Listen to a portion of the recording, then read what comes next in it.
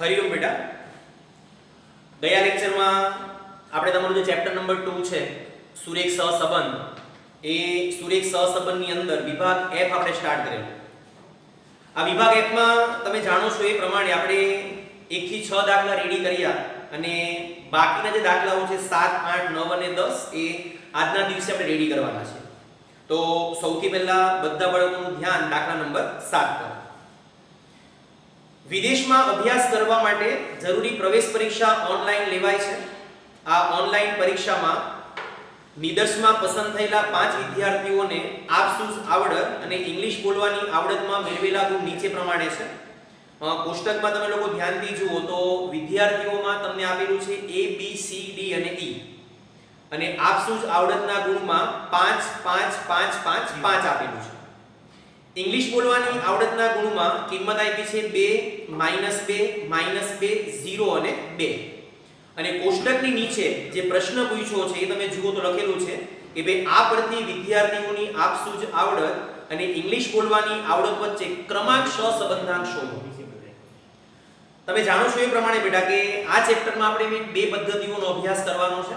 એક છે આપણી કાલ્પિયસનની પદ્ધતિ અને એક છે આપણી સ્પીયરમેનની ક્રમાંક સહસંબંધાંકની પદ્ધતિ. હવે અહીંયા આપણને કીધું છે કે ભાઈ ક્રમાંક સહસંબંધાંકની પદ્ધતિએ દાખલો ગણો. એટલે કે દાખલામાં તમારે સ્પીયરમેનની પદ્ધતિ ઉપયોગમાં લેવાની છે. રકમ એકવાર ધ્યાનથી જુઓ તો પહેલી કોલમ મેં વિદ્યાર્થીઓની બનાવેલી છે A, B, C, D અને E. બાજુમાં x ની કોલમ છે, એની બાજુમાં y ની કોલમ છે. સ્પીયરમેનની ક્રમાંક સહસંબંધાંકની પદ્ધતિ પ્રમાણે સૌથી પહેલું આપણું કામ જે x અને y આપણને આપેલા છે એને આપણે ક્રમ આપવા પડે. x ના જે ક્રમ છે એને સંકેતમાં દર્શાવીશું આપણે rx વડે અને y ના જે ક્રમ છે એને સંકેતમાં દર્શાવીશું આપણે ry વડે. તો સૌથી પહેલા આપણે દાખલો ગણવા માટે બે કોલમ રેડી કરી દઈએ rx અને ry. x ને જો ક્રમ આપીએ તો ક્રમ આપવામાં નિયમ છે આપણો કે ભાઈ સૌથી મોટી કિંમતને આપણે પ્રથમ ક્રમ આપવો પડે. પણ તકલીફ અહીંયા એ છે કે x ની કોલમનો જો તમે લોકો ધ્યાનથી અભ્યાસ કરો તો x ની કોલમમાં તમને જેટલી પણ કિંમત આપી છે એ બધી કિંમતનું મૂલ્ય અહીંયા એક સરખું છે. તો સર શું કરવાનું? તો અહીંયા તમારે આ બધી કિંમતને ફરજિયાત સરેરાશ ક્રમ આપવો પડે. હવે આપણી પાસે 5 કિંમત છે તો પ્રથમ સંખ્યાને 1 નંબર આપીએ, બીજીને 2 નંબર આપીએ, ત્રીજીને 3 નંબર આપીએ, ચોથીને 4 નંબર આપીએ અને પાંચમી સંખ્યાને આપણે 5 નંબર આપીએ. તો તમને અગાઉ કીધું એ પ્રમાણે અન્યાય થાય કારણ કે બધાનું મૂલ્ય કેવું છે? સરખું. તો બધાને ક્રમ કેવો આપવો પડે? સરખો. તો આપણા નિયમ પ્રમાણે આપણે ઉપયોગમાં લેવો પડે અહીંયા સરેરાશ ક્રમ પદ્ધતિ. તો આની સરેરાશ શોધવી પડે. સર સરેરાશ કઈ રીતે મેળવે? તો આપણને ખબર છે કે જેટલા પણ ક્રમ આપવાના હોય એ બધાનો કરવાનો તમારે સરવાળો અને છેદમાં કેટલી સંખ્યા છે? 1 2 3 4 અને 5. તો છેદમાં મૂકી દઈશું આપણે 5. આ બધાનો જો આપણે સરવાળો કરીશું તો સરવાળો આવશે આનો 15. છેદમાં મૂકીશું આપણે 5. તો આવા સંજોગોમાં તમારે જે સરેરાશ ક્રમ છે કેટલો આપવાનો છે? 3. એનો મતલબ બેટા એ થયો કે x ની કોલમમાં તમને લોકોને જેટલી પણ કિંમત આપી છે એ બધાનો જે ક્રમ છે એ ક્રમ તમારે કેટલો લખવાનો છે? 3 લખવાનો છે. તો આપણી આ rx ની કોલમ કમ્પ્લીટ થઈ ગઈ. એની જેમ સેમ બાજુમાં આપણે ry માં જઈએ તો સર ry ની કોલમ કઈ રીતે બને? તો y ની જે કોલમ છે એ y ની કોલમને તમારે ક્રમ આપવાનો છે. એ ક્રમને સંકેતમાં કહીશું આપણે ry. પણ ધ્યાનથી તમે લોકો જુઓ તો અહીંયા અમુક સંખ્યા માઈનસ છે, અમુક સંખ્યા પ્લસ છે અને દાખલામાં 0 પણ આપેલો છે. તો ક્રમ આપવામાં થોડુંક તમારે બેટા ધ્યાન રાખવું પડશે. આપણા નિયમ પ્રમાણે મોટી સંખ્યાને તમારે પ્રથમ ક્રમ આપવાનો છે. તો એ નિયમ પ્રમાણે જો આપણે ક્રમ આપીએ તો પહેલા તમારે ક્રમ આપવો પડે પ્લસ કિંમત. અને પ્લસ કિંમતમાં જો આપણે જોઈએ તો તમને લોકોને 2 આપેલા છે પણ 2 કેટલી વાર આવે છે? 2 વાર. તો આપણા નિયમ પ્રમાણે તમારે એને પણ બેટા સરેરાશ ક્રમ આપવો પડશે. ચલો આને ધારો કે આપણે 1 નંબર આપીએ, આને ધારો કે 2 નંબર આપીએ તો બંનેનો કરીએ આપણે સરવાળો 1 + 2. 2 કેટલી વાર આવે છે? 2 વાર. પહેલા છેદમાં મૂકીશું આપણે 2. તો આવા સંજોગોમાં બંનેની સામે ક્રમ લખવો પડશે આપણે 1.5. તો આ જે પહેલા બે છે એની સામે 1.5 લખી દઈએ અને આ જે બીજા બે છે એની સામે 1.5 લખી દઈએ. ચલો 2 ને ક્રમ અપાય -2 ને 0 બે વૈધા આ બંનેમાં મોટી સંખ્યા કઈ કહેવાય 0 કહેવાય તો હવે આપણે ક્રમ આપવો પડશે 0 ને અને 0 ને ક્રમ આપીશું આપણે 3 ત્યાર પછી -2 કેટલી વાર છે 2 વાર તો એને પણ આપવાનો સરેરાશ ક્રમ આપણા નિયમ પ્રમાણે એક ને આપીએ 4 નંબર એક ને આપીએ 5 નંબર છેદમાં કેટલા મૂકવાના 2 તો આવા સંજોગોમાં આ બંનેનો સરેરાશ ક્રમ આપણને કેટલો મળ્યો 4.5 4.5 તો બંનેની સામે લખી દઈશું આપણે 4.5 અને 4.5 આ પદ્ધતિમાં સૌથી વધારે અગત્યનું જે કામ છે ને બેટા એ આ છે rx અને ry ની કોલમ રેડી કરવી આ એકવાર તમારી કોલમ રેડી થઈ જાય તો બાકીનું કામ ખરેખર બહુ સિમ્પલ છે તો આગળનું તમારું જે કામ છે એ કામ છે d ની કોલમ બનાવી અને d નો મતલબ થાય rx ry rx માંથી આપણે ry ની કિંમત બાદ કરીશું તો કેલ્સીમાં બધા વિદ્યાર્થીઓ ટ્રાય કરો 3 1.5 તો કેટલા આવશે તો કે ભાઈ 1.5 3 4.5 તો કેટલા આવશે તો કે ભાઈ -1.5 3 4.5 તો ફરી પાછા આવશે અહીંયા -1.5 3 3 એટલે કે 0 અને 3 1.5 એટલે કે 1.5 નિયમ જો તમને લોકોને યાદ હોય તો અહીંયા તમે થોડોક તમારા દાખલાનો તાળો મેળવી શકો કે દાખલો તમારો સાચો ગણાય છે કે ખોટો તો નિયમ છે આપણો કે સિગ્મા d ની જે કોલમ છે એનું ટોટલ ઓલવેઝ 0 થવું જોઈએ જે અહીંયા આપણા દાખલાની અંદર થઈ જાય છે મતલબ આપણે રાઈટ ટ્રેક પર છે આગળની જો વાત કરીએ આપણે તો આપણને d નું નહીં આપણને કામ છે d ના સ્ક્વેર નું કોનું કામ છે આપણને d ના સ્ક્વેર તો બાજુમાં કોલમ બનાવી દઈએ આપણે d સ્ક્વેર d ની તમને લોકોને જેટલી પણ કિંમત આપી છે એ બધી કિંમતનો તમારે હવે સ્ક્વેર કરવાનો છે તો 1.5 નો જો સ્ક્વેર તમે કેલ્સીમાં કરો તો 1.5 નો સ્ક્વેર તો કે ભાઈ 2.25 ફરી પાછું -1.5 નો સ્ક્વેર તો કે ભાઈ 2.25 1.5 નો સ્ક્વેર તો 2.25 0 નો સ્ક્વેર કેલ્સીમાં ટ્રાય કરો બેટા કેટલો આવશે તો કે ભાઈ 0 1.5 નો સ્ક્વેર તો કે ભાઈ 2.25 આ બધાનું જો ટોટલ કરીશું તો આના ટોટલ ને કહેવાય સિગ્મા d સ્ક્વેર કેલ્સીમાં જો તમે ટ્રાય કરશો તો ટોટલ આવશે બેટા આનું 9 તો સૌથી પહેલા સ્પીયરમેનની ક્રમાંક સહસંબંધાંકની પદ્ધતિ પ્રમાણે તમારે બેટા આટલું કામ કરવું પડશે જે કામ આપણે અહીંયા રેડી છે આપણને દાખલાની અંદર જોઈએ છીએ ક્રમાંક સહસંબંધાંક તો હેડિંગ મારી દઉં છું અહીંયા ક્રમાંક સહસંબંધાંક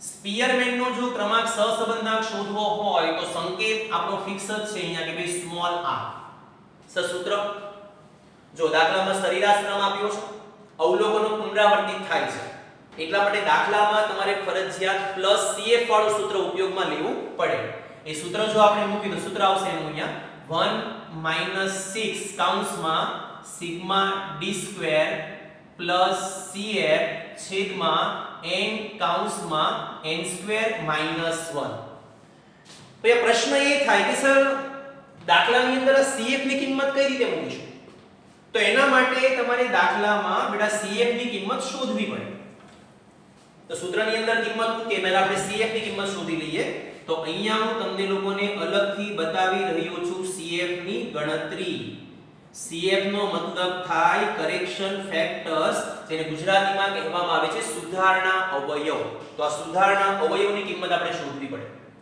તો પ્રશ્ન એ છે કે સર cf કોના માટે શોધવાની તો તમને લોકોને બેટા અગાઉ મેં જણાવેલું છે કે જે કિંમતને તમે લોકો સરેરાશ ક્રમ આપો છો એ કિંમત માટે તમારે દાખલામાં cf શોધવી પડે તો આપણે x માં તમે ધ્યાનથી જુઓ તો x માં તો બધી કિંમત સરખી છે મતલબ તમે બધાને સરેરાશ ક્રમ આપ્યો છે તો સૌથી પહેલા તમારે cf શોધવી પડશે 5 માટે તો એના માટે હું cf નું મૂકી દઉં છું સૂત્ર કે ભાઈ cf સિગ્મા કૌંસમાં m નો ઘન m છેદમાં 12 આ cf નું આપણું ગાણિતિક સૂત્ર છે ચલો સૌથી પહેલા હું cf મેળવું છું 5 માટે કે ભાઈ 5 માટે cf તો ચેક કરો 5 કેટલી વાર આવે છે 1 2 3 4 અને 5 5 વાર આવે છે તો એના માટે m ની કિંમત મળી ગઈ આપણને 5 તો મૂકી દઉં છું અહીંયા 5 નો ઘન -5 છેદમાં 12 ચલો કેલ્સીમાં ટ્રાય કરો 5 નો ઘન તો 5 ના ઘનની કિંમત કેટલી મળશે આપણને અહીંયા 125 - 5 છેદમાં 12 125 માંથી 5 ગયા તો કેટલા વધ્યા 120 છેદમાં કેટલા મૂક્યા મેં 12 120 ભાગ્યા 12 જો તમે કેલ્સીમાં કરશો તો સૌથી પહેલી CF આપણને કેટલી મળી ગઈ 10 મળી ગઈ. તો આ પહેલું કામ ક્લિયર. ચલો આગળના CF માટે વાત કરીએ તો x ની કોલમ તો કમ્પ્લીટ, y ની કોલમમાં જુઓ 2 કેટલી વાર હતા 2 વાર, મતલબ એના માટે પણ CF શોધી છે આપણે. તો હવે આપણે CF મેળવીએ છીએ 2 માટે. સર આના માટે m કેટલા છે તો શોધવા પડે. તો દાખલામાં ચેક કરો કે 2 કેટલી વાર આવે છે તો કે 2 વાર આવે છે. તો એના માટે m ની કિંમત લઈશું આપણે અહીંયા 2. તો લખી દઉં છું અહીંયા હું 2 નો ઘન માઈનસ 2 છેદમાં 12. ચલો કેલ્સીમાં 2 નો ઘન કરો તો 2 નો ઘન બેટા મળી ગયો આપણને અહીંયા 8 માઈનસ 2 છેદમાં 12. 8 માઈનસ 2 એટલે કે 6 છેદમાં મૂકીશું આપણે 12. 6 ભાગ્યા 12 જો તમે કેલ્સીમાં કરો તો આના માટે આપણને દાખલામાં CF મળી ગઈ 0.5. તમને કીધેલું છે મેં કે કોઈ પણ સંખ્યા જો તમારા દાખલામાં 2 વાર પુનરાવર્તિત થતી હોય તો એની CF ઓલવેઝ 0.5 જ આવે. ચલો 0 તો એક જ વાર છે તો એના માટે CF શોધવાની જરૂર નથી. હા -2 જો પાછા 2 વાર છે તો એના માટે પાછી આપણે CF શોધવી પડશે. તો અહીં લખું છું -2 માટે. સર -2 માટે m કેટલા લેશું તો નિયમ જ છે આપણો -2 કેટલી વાર આવે છે 2 વાર. તો એના માટે પણ m ની કિંમત 2 લેવી પડશે. લખું છું અહીંયા હું 2 નો ઘન -2 છેદમાં 12. સેમ જ જવાબ આવશે. તો 8 2 છેદમાં 12 6 ના છેદમાં 12. તો આનો જવાબ મળી ગયો આપણને 0.5. આ બધાનું જો તમે ટોટલ કરશો તો ટોટલ આનું કેટલું આવશે 11, જે આપણે આપણા સૂત્રમાં ઉપયોગમાં લેવાનું છે.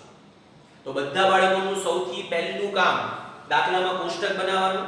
કોષ્ટક બની જાય એટલે દાખલાની અંદર CF શોધવાનું અને CF મળી જાય પછી બેટા આપણે આપણા મેઈન સૂત્ર પર જવાનું છે. સૂત્ર બાજુમાં લખેલું છે, ચલો કિંમત મૂકી દઈએ. 1 ની જગ્યા પર 1, 6 ની જગ્યા પર 6. સિગ્મા d સ્ક્વેર એ આપણને જો અહીંયાથી મળશે. કેટલા છે આપણી પાસે 9. તો સિગ્મા d સ્ક્વેર ની કિંમત મૂકી મેં અહીંયા 9 પ્લસ CF. તો CF આપણી પાસે કેટલા છે 11 છે. તો CF ની બેટા કિંમત મૂકીશ અહીંયા હું 11 છેદમાં સર n ક્યાંથી લેવાની તો આ સંખ્યા ગણવાની કેટલી છે 1 2 3 4 અને 5.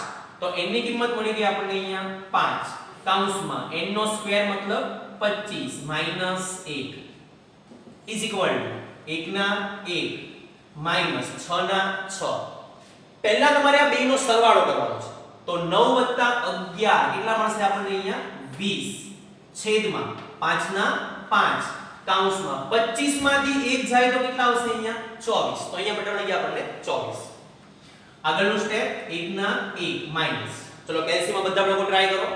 6 ગુણ્યા 20 તો કેટલા આવશે 120. ફરી પાછું ટ્રાય કરો. 5 ગુણ્યા 24 તો 5 ગુણ્યા 24 આપણને કેટલા મળશે 120. ઉપર પણ 120 નીચે પણ 120 તો શું થયું 120 120 બંને ઉડી ગયા. હવે 120 ઉડી જાય એટલે ઘણા બધા વિદ્યાર્થીઓ અહીંયા 0 મૂકી દે છે. એ મિસ્ટેક કરવાની નથી. એવું લાગે તો કેલ્સીમાં તમે ટ્રાય કરી શકો છો. 120 ભાગ્યા 120 કરો 0 નહીં કેટલા આવશે 1 આવશે અને 1 માંથી 1 જાય તો છેલ્લો જવાબ આપણને કેટલો મળી ગયો 0. તો અહીંયા જે ક્રમાંક સહસંબંધક આપણે દાખલામાં બેટા શોધવાનો હતો એનો આન્સર આપણને કેટલો મળી ગયો 0 મળી ગયો. તો આ આપણો જવાબ થઈ ગયો અહીંયા 0. તો આખો દાખલો તમે એકવાર ધ્યાનથી બેટા જોઈ લો. આ ટાઈપનો સેમ દાખલો તમને બોર્ડની એક્ઝામની અંદર સેક્શન ડી માં 3 માર્ક્સની અંદર પૂછાય.